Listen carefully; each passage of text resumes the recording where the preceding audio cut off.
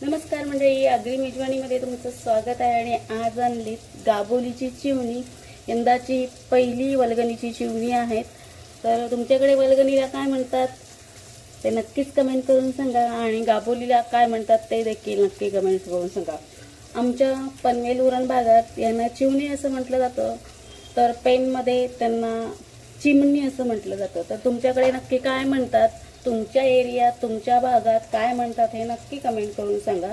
तर अशी ही वल्गणीची चिवणी पावसाळ्याच्या सुरुवातीला येतात. तर ही अंड्यानी भरलेली असतात, म्हणजे गाबोलीने असतात. ही अंडी देण्यासाठी चिवणी समुद्रातून खाडीमध्ये येतात आणि ती पकडतात, आणि ह्या सीझनला ही चिवणी खूप चविष्ट लागतात. तर ही चिवणी करोडोच्या संख्येने येतात आणि त्याच्यातली काहीच पकडली जातात. बऱ्यापैकी चिवणी याच्यातली अंडी सोडून देतात. तर गाबोलीच्या चिवण्यांना जास्त मागणी असते आणि ती खूप चविष्ट लागतात. तर याचा आज आपण आगरी पद्धतीने कालवण करणार आहोत. अगदी साध्या, सोप्या आणि अस्सल आगरी पद्धतीत चिवण्यांचं कालवण कसं करायचं ते आज आपण बघूया. तर वळूया आपल्या रेसिपीकडे. तेल ठेवलेलं आहे, आता आपण त्यामध्ये तेल घालून घेऊया. मस्त झणझणीत आणि चमचमीत असं कालवण करायचं आहे. हे कालवण खूप छान लागतं आणि जे चिवणी प्रेमी आहेत तर त्यांना खूप आवडतं. तर आता इथे मी 2 चमचे तेल घातलेलं आहे. तेल चांगलं तापून घ्यायचं आहे आणि तापल्यानंतर त्यामध्ये घालूया आलं, लसूण आणि मिरचीची पेस्ट. हे मी असं खलबत्त्यामध्ये कुटून घेतलेलं आहे. तर इथे मी जास्तीचं आलं लसूण घालणार आहे, कारण मस्त असं झणझणीत आणि आलं लसणाचा फ्लेवर ह्या कालवणाला हवा आहे. तर इथे मी असे 2 चमचे आलं लसूण घातले. हे आता आपण गुलाबी रंग येईल इतकं परतून घेऊया. आलं लसूण परतताना गॅस मंद आचेवरच आहे आणि ते व्यवस्थित परतून घ्यायचं आहे. आलं लसूण परतताना ते करपून द्यायचं नाही. जर करपलं तर तुमच्या कालवणाची चव बिघडते, त्याला करपटपणाचा वास येतो. त्यामुळे आलं लसूण परतताना करपवायचं नाही, ते मंद परतावं. जास्त वेळ लागत नाही, पण जर त्याला व्यवस्थित परतलं तर तुमचं कालवण नक्कीच चविष्ट होतं. तर आता हे आलं लसूण मी जास्त फुटल्यामुळे त्याची जी काही तुकडे खूप बारीक झाले ते तळाला चिकटतात, तुम्ही बघू शकताय. तर आता हे चिकटल्यानंतर हे करपण्याची शक्यता असते. तर तुम्ही ह्या स्टेजला यामध्ये थोडंसं पाणी घातलं तरी सुद्धा चालेल. मी ते एकाच चमचावर इतकं पाणी घालते, म्हणजे ही जी चिकटलेली पेस्ट असते ती निघते आणि व्यवस्थित लसूण परतलं जातो. नाही तर काय होतं, जी चिकटलेली जी पेस्ट आहे ती करपते.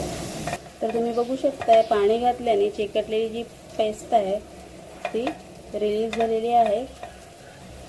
ह्यामध्ये मी 5-6 पाकळ्या लसणाच्या घेतल्यात, 2 मिरच्या आणि 1 इंच होईल इतकं आलं घेतलेलं आहे. आलं थोडंसं जाड होतं, मस्त. तुम्ही बघू शकता खूप छान असा गुलाबी रंग आलेला आहे आणि लसूण व्यवस्थितरित्या परतलेला आहे, त्याला अजिबात चिकटलेलं नाही. तर आता आपण यामध्ये आगरी मसाले घालून घेऊया. आता 2 चमचे आगरी पद्धतीचं लाल, 1 चमचा हळद, चवीनुसार हिंग. हिंग घातल्याने कालवणाला खूप छान असा सुवास येतो आणि मच्छी पचायला हलकी देखील होते. तर आता इथे आपण 2 चमचे तेल घातलेलं होतं. हे बघा, मसाला मस्त असा तेलामध्ये भिजलेला आहे आणि तो सुद्धा आपल्याला व्यवस्थित परतून घ्यायचा आहे.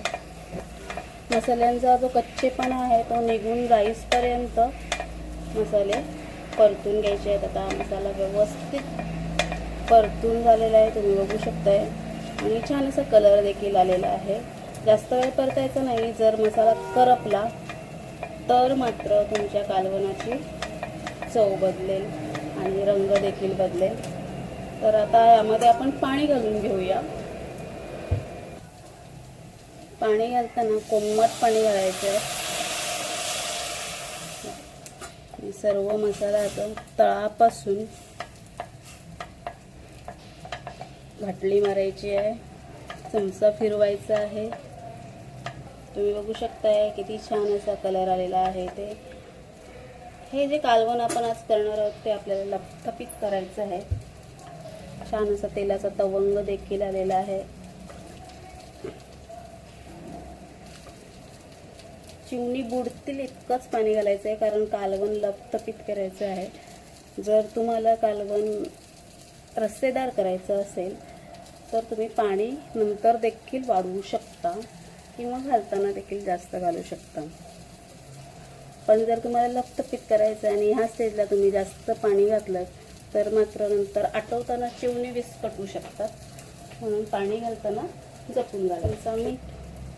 मी माझ्या चवीप्रमाणे घातलेलं आहे. साधं मीठ वापरलेलं आहे. जेवणामध्ये नेहमी साधं मीठ वापरावं. उकळी यायला लागलेली आहे. झाकण ठेवून 5-6 मिनटं कालवण मंद आचेवर शिजायला ठेवूया.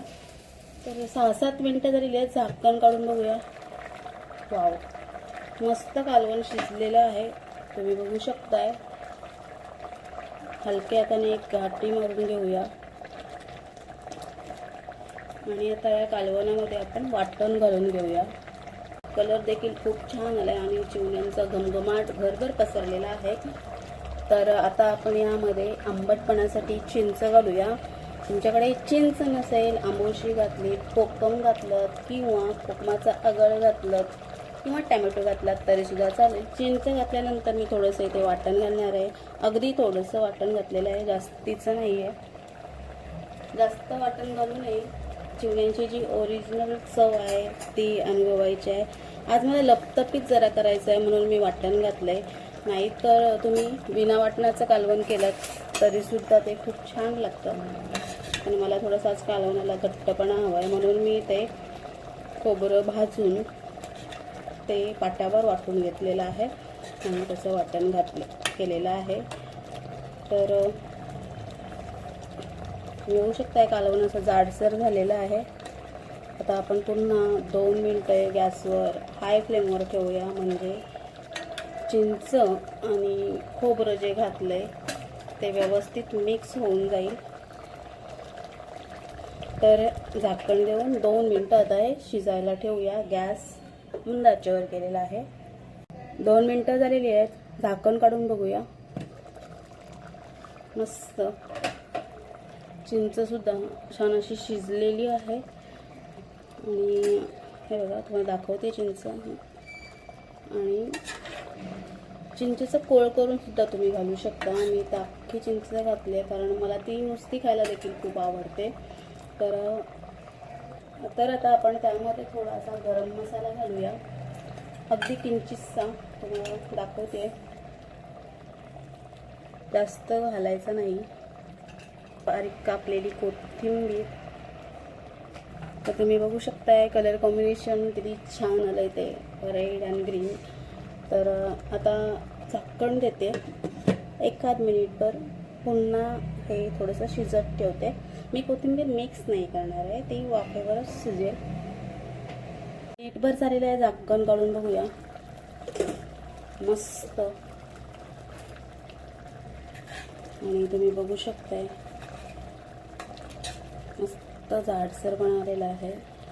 चिवण्यांचं कालवण रेडी झालेलं आहे.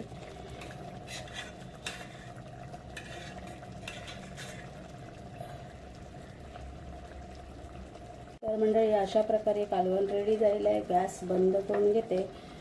अशा प्रकारे चिवण्यांचं कालवण करून बघा. रेसिपी आवडली असल्यास लाईक, कमेंट, शेअर करायला विसरू नका. आणि पुन्हा एकदा भेटूया अशाच एखाद्या रेसिपीमध्ये. धन्यवाद.